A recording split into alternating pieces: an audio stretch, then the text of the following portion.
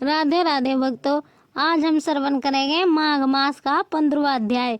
कथा श्रवण करने से पहले हमारा YouTube चैनल सब्सक्राइब और वीडियो को लाइक जरूर करें। तो चलिए कथा श्रवण करते हैं। दत्तात्रेय जी कहने लगे कि हे राजन, प्रजापति ने पापों के नाश के लिए प्रयाग तीर्थ की रचना की।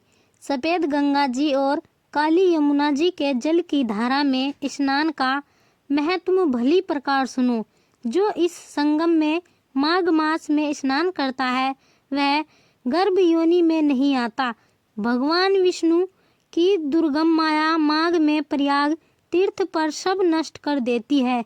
माघ मास में प्रयाग में स्नान करने से मनुष्य अच्छे भोगों को भोग कर ब्रह्मा को प्राप्त होता है। माघ मास तथा मकर के सूर्य में जो प्रयाग में स्नान करता है उसके पुण्यों की गिनती चित्रगुप्त भी नहीं कर सकता।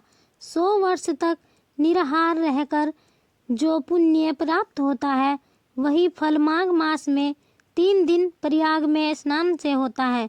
जो फल 100 वर्ष तक योग अभ्यास करने से मिलता है, जैसे सर्प पुरानी कांचली को छोड़कर नया रूप धारण ग्रहण कर लेता है, वैसे ही माघ मास में स्नान करने से मनुष्य पापों को छोड़कर स्वर्ग को प्राप्त होता है।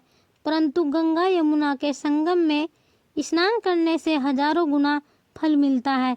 हे राजन, जिसको अमृत कहते हैं वह यह त्रिवेणी ही है।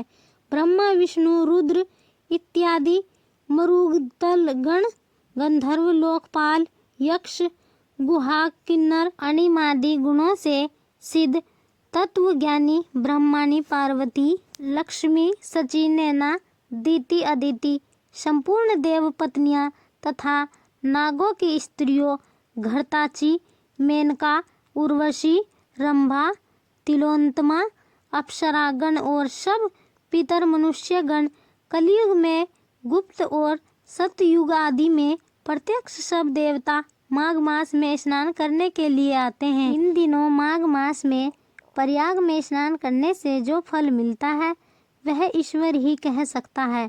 मनुष्य में कहने की शक्ति नहीं है। हजारों अश्वमेध यज्ञ करने से भी यह फल प्राप्त नहीं होता। पूर्व समय में कांचन मालिनी ने इस स्नान का फल राक्षस को दिया था और इससे वह पापी मुक्त हो गया था। तो भक्तों, यह थी माघ मास के 15वें अध्याय की कथा।